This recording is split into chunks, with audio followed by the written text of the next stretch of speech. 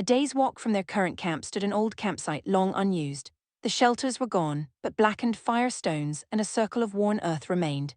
Stories said people had once lived there for many seasons before the creek changed its path. One morning, the adults decided to send someone to the old camp to see if any tools or useful things remained.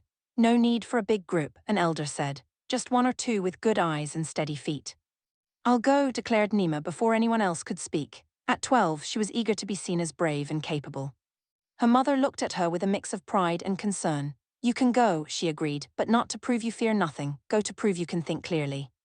Nima nodded, though inside she thrilled at the thought of walking alone, like the heroes in stories. She set off at first light with a small pack, promising to return by midday. The track to the old camp was familiar at first, birds called from the trees and the air was still cool.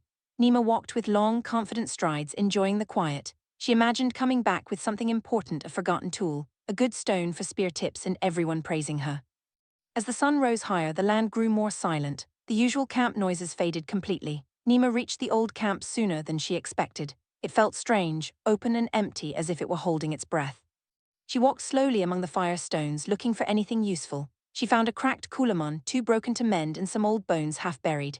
Ants marched through an abandoned cooking spot.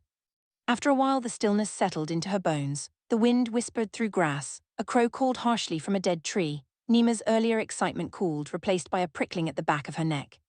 She checked the sun. It had climbed higher than she thought. Long shadows from the trees pointed in unfamiliar directions. Suddenly, the path home didn't seem so simple. For the first time, she imagined injuring her ankle out here alone, or getting turned around among similar-looking trees. The old stories of people who wandered too far drifted into her mind. I came to prove I'm brave, she thought, but real bravery isn't about walking until I'm scared and stuck. She took a deep breath, letting the fear move through her instead of trying to crush it. I have what I came for, she told herself. Knowledge, the old camp holds nothing useful left, that's enough. Instead of searching longer, she carefully traced her steps back to where she had entered, noting a crooked tree and a rock with a streak of white. She spoke the landmarks out loud, anchoring them in her mind. On the way home, every rustle sounded louder. Once, a branch creaked behind her and she almost broke into a run, but she remembered her mother's words about thinking clearly. She kept her pace steady, listening, watching, breathing. When camp finally came into view, Nima's legs felt weak with relief. Her mother hurried to meet her. You're back early, she said. Did you find anything? Only old stones and bones, Nima replied. Nothing useful now, I didn't stay longer than I needed.